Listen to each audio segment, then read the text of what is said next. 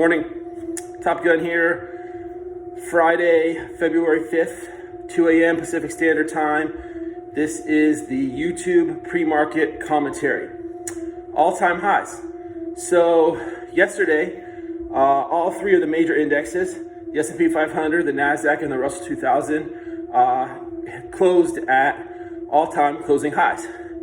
The S&P broke through its previous all-time closing high from Monday, January 25th of 38.55 to get to 38.72. The NASDAQ broke through its previous closing high of 13.636 to close at 13.778. And the Russell powered through its old closing high of 21.69 to close at 22.02. So big moves yesterday, and all of last week's panic and fear selling on Wednesday and Friday have been more than erased at this point in 4 short days.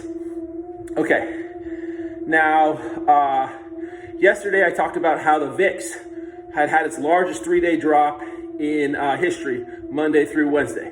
So basically, no fear in the market. People not interested in buying puts or protection, just going naked long.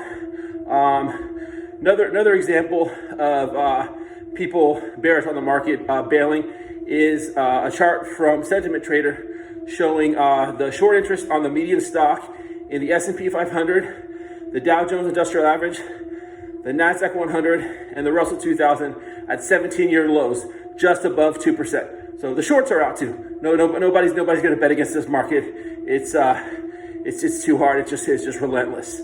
Okay, let's move on to earnings, because there were a number of important earnings reports yesterday, starting with Snapchat. Then we'll cover Pinterest and Peloton. So the first thing I want to say about these companies is they're difficult to value because they're early in their growth cycles. They're not focused on profitability. They're focused on growing their market share and their scope and their size, and they'll worry about making money in the future. So you can't measure these companies on traditional metrics like price to earnings. Price to sales is one that you probably want to look at, because that's what they're really focused on, is growing sales. So take a look at Snapchat, Pinterest, and Peloton. I'm not going to get into all the gory details of the quarters. You can read that in the blog post. But basically what you see is pretty strong, really strong sales growth.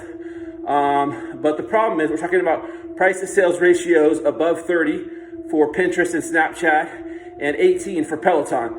So, with valuations ranging from in the mid 80 billion for Snapchat and to the mid 50 billions for Pinterest and Peloton.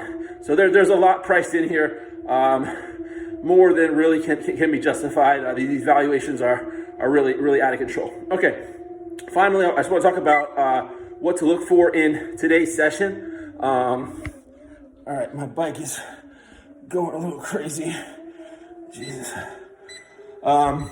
So I think the key level for today is 38.55, which is the old all-time highs on the S&P 500.